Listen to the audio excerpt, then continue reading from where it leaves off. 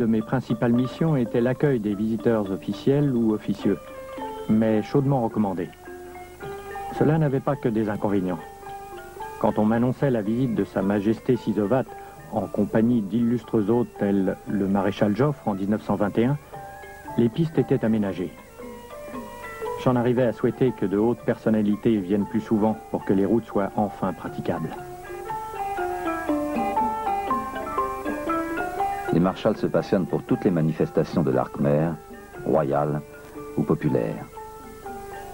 Sappho écrit un livre sur la danse.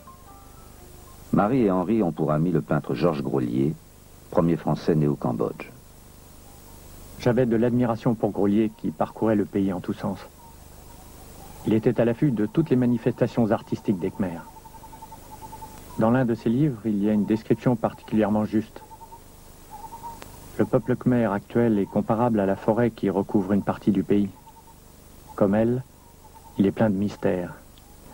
Dans ses gestes, ses coutumes, on découvre parfois, comme au cœur des forêts profondes, un vestige vivant encore mêlé aux coutumes modernes. Tout le pays garde le sommeil profond, définitif, d'un passé dont il ne profite pas, mais dont il ne peut s'affranchir. Comme Grolier, j'avais constaté une certaine décadence artistique due à l'introduction d'objets occidentaux. Cela corrompait le goût de ces artisans khmers, habitués à se transmettre de père en fils des motifs ancestraux où l'art d'encore se reflétait. Grolier se bat pour éviter que cette culture ne disparaisse à tout jamais. En 1920, il crée à Phnom Penh l'école des arts cambodgiens et le musée Saro, dont il est le premier conservateur. Grolier expose les sculptures et objets recueillis à travers tout le pays, en particulier ceux provenant d'Angkor.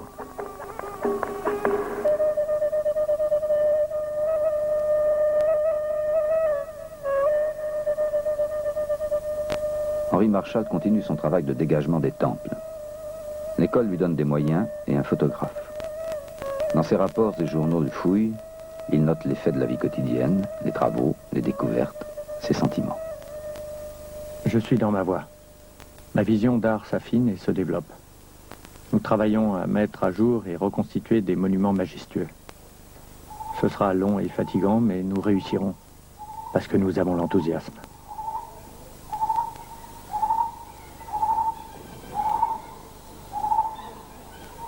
J'avais sous ma responsabilité plus d'une centaine de temples répartis sur 400 km² qu'il fallait protéger du vandalisme et du pillage. Je n'ai jamais pu empêcher les touristes d'emporter des pierres sculptées, car pour beaucoup de gens, cela ne constituait pas un vol, puisque d'après eux, ces pierres n'appartenaient à personne. Sujet brûlant dont nous parlions souvent avec Georges Grolier.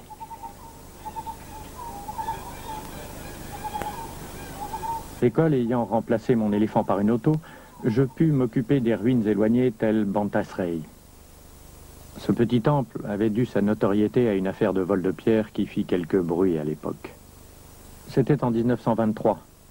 Un jeune écrivain d'avant-garde, André Malraux, amateur d'art dont il commerce un peu, lit les textes juridiques et s'aperçoit que les ruines de Bantasrey ne sont pas légalement protégées. Sous couvert d'une mission archéologique, il vient à Angkor où je le rencontre avec sa femme Clara et un ami. Un jour, tous trois se rendent à Bantasrey. À mon insu, ils y arrachent des sculptures à l'aide de scie et repartent en bateau pour Phnom Penh. À bord, les malles sont ouvertes, les comparses arrêtés. Georges Grolier accumule les preuves, le procès fait grand bruit. Malraux en fera la matière de son roman, La Voie royale.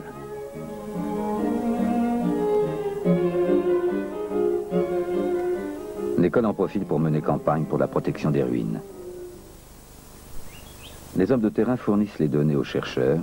À Paris, Georges Coëdès et Philippe Stern établissent la chronologie des temples khmers, tous construits du 9e au 14e siècle. Il faudra 35 ans pour ériger Angkor Wat. En Europe, pendant ce temps, les chrétiens bâtissaient leur cathédrale.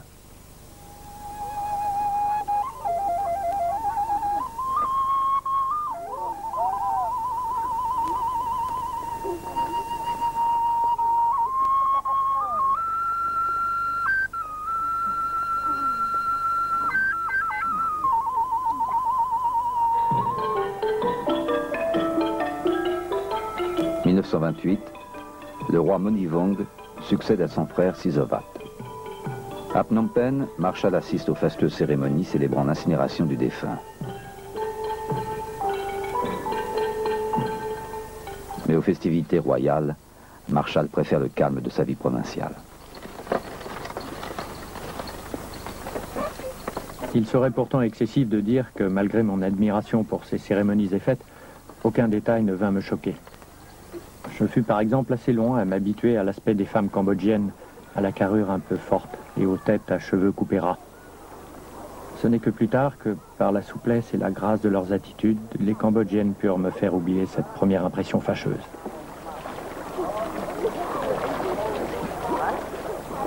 Marshall l'oublie si bien qu'il donne une sœur à sa fille Sapho, Sally, de mère cambodgienne.